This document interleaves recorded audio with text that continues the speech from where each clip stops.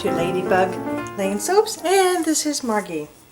It is November 14th, and I have been wanting to make this Christmas soap for a while, and I'm at the point where this is rather late for making a Christmas soap, but I do have a lot of local customers who will probably be ordering this.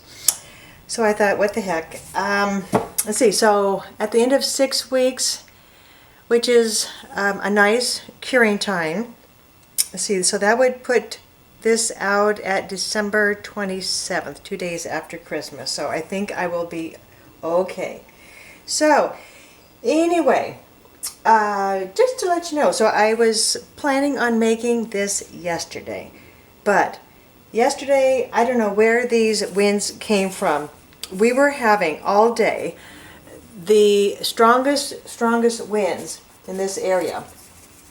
We got up to about 48 mile per hour gust, and we have all these fir trees on our property, at the edge of our property, along the fence line, and all day long, here's all these branches and pine cones. They were just smacking the house, and I mean, you would just, jump out of your shoes. It was so loud.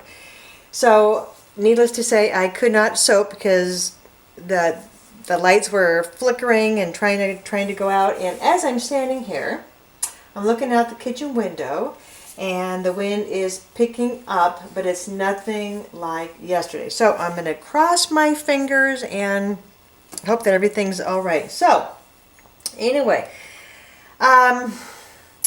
so I'm not quite sure what this is called, this design, but it entails kind of doing different layers of white and then green, and so what you kind of end up with is a Christmas tree, hopefully.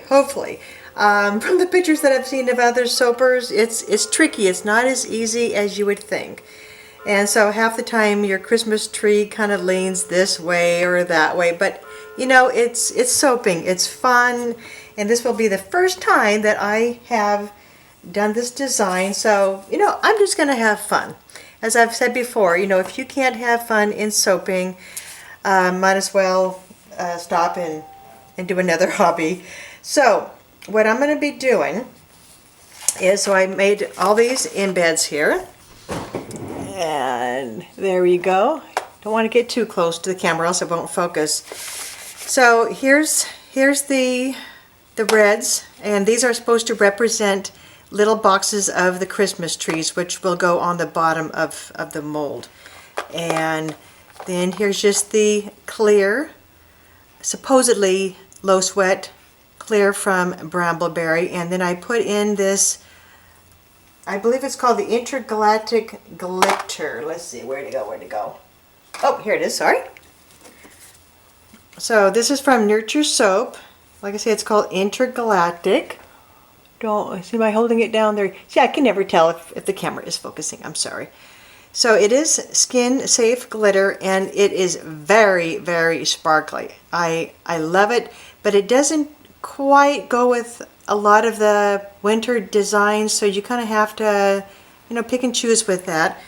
And it seemed like it kind of floated to the top, but so I'm going to hopefully try to get it facing one way, or maybe just dump them in, I don't know. And then here is a nice gold, and that's from Bramble Berry, and I can't remember off the top of my head if it was the King's Mica, Gold Mica, or what, but if anybody is curious as to what the gold is, I can check back and reply to you later. So I'll put that over here, and then hopefully for the stars, after I get all of the layers on, I'm hoping that this will look all right. I'm gonna try to put a star, on every inch. So, and I knew if I put them down below in the batter, the way that I would be slicing up the soap, that it just wouldn't show. So we will give that a whirl. And let's see. So for the fragrance oil, it says this fragrance oil smells delicious and is wonderfully complex. Notes of yuzu and cocoa mingle with tonka, coconut, bergamot, and orange to make a bright, spicy scent that is unforgettable. This fragrance contains no vanilla and soaps wonderfully. This is a fragrance oil essential oil blend. And so that is one company's bottle that I used, the fragrance oil, and then the other one is from another company, like I mentioned, and it's just straight yuzu, which is a great Japanese grapefruit. And this is one of my best-selling fragrance oils here. All right, so let's put on the goggles. And I was going to mention, I don't know if my videos are too long for everybody to listen to. I know that there's a lot of soapers out there. They have really short videos, about 15 minutes long or shorter. And that is perfect. And then there's others that do a lot of explaining like I do, which I think is very helpful to to fellow soapers who would like to watch videos as a tutorial.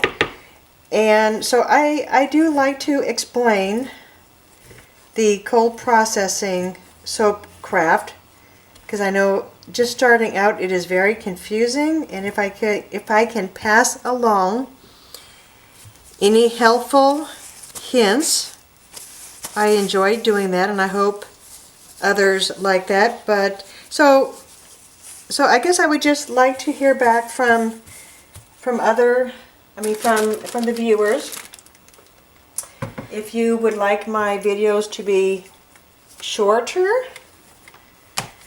or if you like what you're listening to or seeing. So that is that. All right, let's get the lye water going here. Alrighty.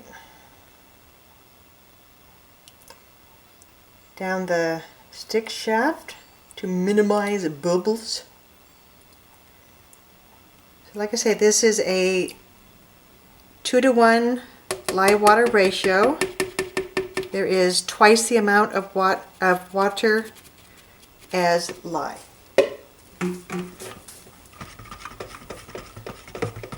And I did put only one teaspoon of table salt in the distilled water before I added the lye, so it should not is the word, get too thick on me.